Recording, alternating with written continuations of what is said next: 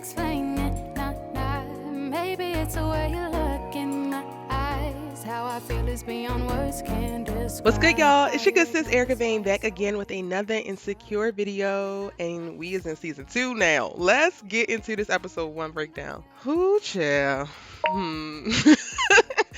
Episode 1 of season 2 came in hot, titled Hella Great. Things are absolutely not. We pick up with our main characters, and honestly, y'all, I'm gonna talk about it until it kind of like shifts. We know that Issa is the main character, but in this ensemble, we really track the lives of Issa, Molly, and Lawrence. So that's kind of how I'm breaking down this episode, because we really get caught up very quickly in reference to where each of these characters are on their journey with episode 1 of season 2. And we kind of pick up right from where we were, right? Molly is in a place of super deep self-reflection and trying to make different decisions so that she can actually be a better person versus saying that she want to be a better person but still doing same old Molly things. Issa is dealing with the fallout of cheating on Lawrence with Daniel, and Lawrence finding out about it and spiraling completely into a whole different person. We're going to talk about his journey for sure in this video. And Lawrence is really trying to find his footing and recover from this big blow of having someone betray him the way that Issa has. And a lot of what we see in the first episode, but then also in season 1, is Lawrence now on this self-discovery journey to figure out where he is actually going to fall in reference to happiness, forgiveness, and ultimately like doing what he wants to do and being who he wants to be. So, and we get a lot of foreshadowing in this episode for the rest of the season and a lot of the beats that are going to play out in the season. So the episode opens with a fantasy that Issa's having while she is on dates, but she has a quick moment where she's at dinner with Lawrence, and in her mind he forgives her, but psych, that ain't it. We then get to see a montage of other dates that have been organized from her being on dating apps, and it's like quite a few. So Issa is single at the start of season 2. We get this montage of the various dating app dates, which is punctuated by an amazing rap that tells us exactly where Issa is. Lawrence won't take her back, and she is here, but she don't know what she's doing, why she's doing it. She just knows that she needs to do something, and she's trying to move on. Now, that doesn't really track through the rest of the episode, because Issa's saying one thing and doing a complete other. Like, she tells Molly while they're on a hike that she doesn't want Lawrence back.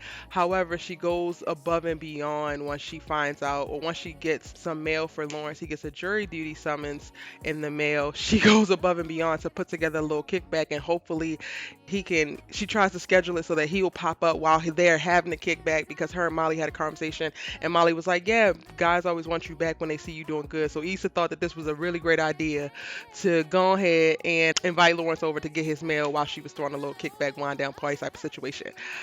Girl, no. It's a Hail Mary for me, child, but that was going to be an incomplete, and we already knew that was going to be an incomplete from the very moment you thought of it. But good try, sis. Keep up the good work. Like, keep pushing.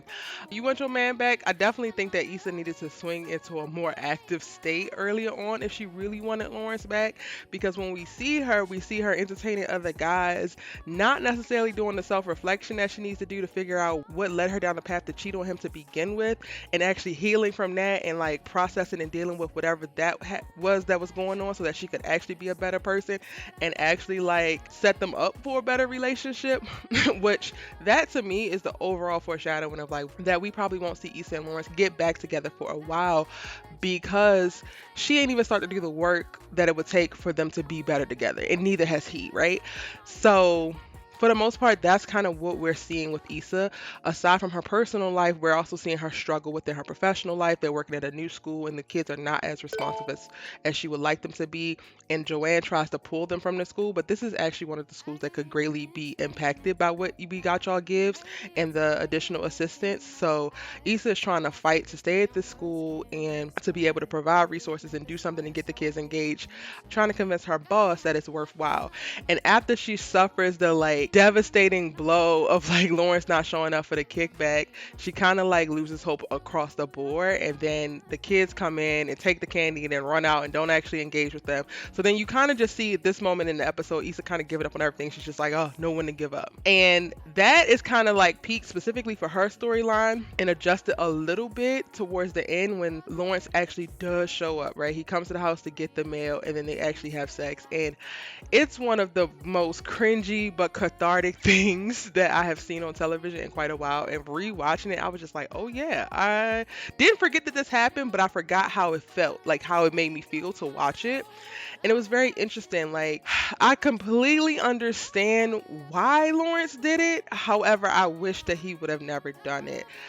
It it was so I don't even know how to describe it. It's like he had been wanting to do that, and Issa kind of let him. So I kind of wish that Issa would have said no and kind of like forced a conversation versus just kind of going with it. I think sometimes us as women, especially if we're the one that's in the wrong, we kind of just follow the male's lead, and they're not always coming from a place of healing or understanding or forgiveness. So you got to be able to discern. But I know that this was tough for both of them just because of where both of them are emotionally, and this is still very, very raw. Like, Issa feels very, very guilty, but again, she has not gone on the process of actually like doing enough self-reflection and work to truly heal and become better from the mistake that she made. So that also could like track in reference to why she just kind of like went with it, and it really just created this moment of contention and added conflict and stress. And honestly, when Lawrence walks out that door, like he gets up and he's just like, all right, I gotta go, that told me that this wasn't anything, which makes this worse. But Issa sits down, kind of like, okay, this is the start of something. I'm just like, oh, poor little Tink Tink. Poor little Tink Tink. Yeah. Yeah. So that's Issa's storyline overall in episode 1. Now, Molly is real chill, honestly, in the first episode. We get a catch up on where she's at. She has started therapy, but she's still very closed off. But this makes sense though, because from her dialogue with Issa, we learned that she's tried quite a few therapists and she has yet to find her footing with the right one. So she is struggling to open up because she's not necessarily sure. One, she would never really wanted to do therapy anyway, but she's doing it now because she knows she needs to do something. And because she's gone through quite a few and struggled with them and them not understanding her and all that, it's just taking her a little bit to get into the swing of things. But I'm really just glad that she's there because she definitely needs to be there. And then on the other end, she's also struggling at work when she finds out that her white male coworker, is getting paid more than her, and they are at the exact same level doing the exact same job.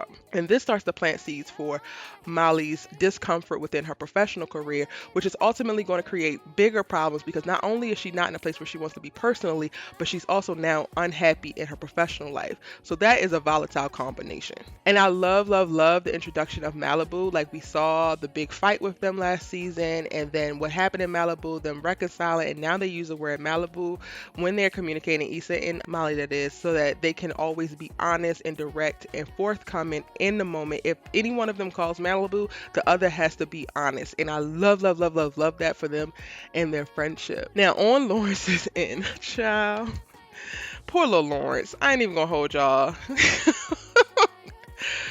poor little Lawrence. He doing fine. Well, he doing fine adjacent, because when we see him first in the episode, he's still smashing Tasha and falling nicely into his little fuckboy journey. I ain't even gonna hold you. And what solidifies him going on his fuckboy journey is when he sleeps with Issa at the end of the episode. But before that, we get, to see him smashing Tasha consistently, and as Chad typically does in a comical but absurd fashion, he's the voice of honest reason when he calls out Lawrence for his pattern with Tasha, because he doesn't see it, but he's literally doing the fuckboy dance with Tasha of coming over her house on the weekends, not taking her out, not doing anything but having sex with her, staying with her in her apartment, but not making it anything of any kind of substance, right? So when he calls this out, then Lawrence tries to switch up the pattern and take Tasha on a date. But even that is like, okay, boy, you just doing it because you don't want to seem like this thing. And when I tell y'all they were really laying the foreshadowing down for this part of Lawrence's journey, I was like, yo, this is the perfect offset. Just a pop-up moment. This is a perfect offset for what I know we're going to experience later on down the season. And while Lawrence is trying to like F his his feelings of betrayal and grief out of him, they're not going nowhere because he still needs to deal with his feelings. He's sleeping on this air mattress at Chad's house. He haven't figured out where else to go. He hasn't settled his feelings with Issa. He likes Tasha as a friend, but you could tell it's nothing more than that, and she's conveniently becoming this thing to really just help him distract himself. And it's like, boy, this will not end well, but you gonna go ahead and act like it, go ahead and act like it. I guess you got to do what you got to do to heal. But y'all, that is my episode 1 from season 2 breakdown. It's your girl Erica Vane breaking down Insecure. It is returning for its 5th and final season on October 24th. I can't wait. I'm breaking down all of the episodes of the previous season, so if you haven't already, be sure to hit the subscribe button so that you don't miss out on any of my Insecure videos because I'm posting new ones daily. Go ahead and like this video because I know that you liked it. And right now I have my Insecure playlist on screen. If you missed any of the videos, you can catch up right here. It's your girl.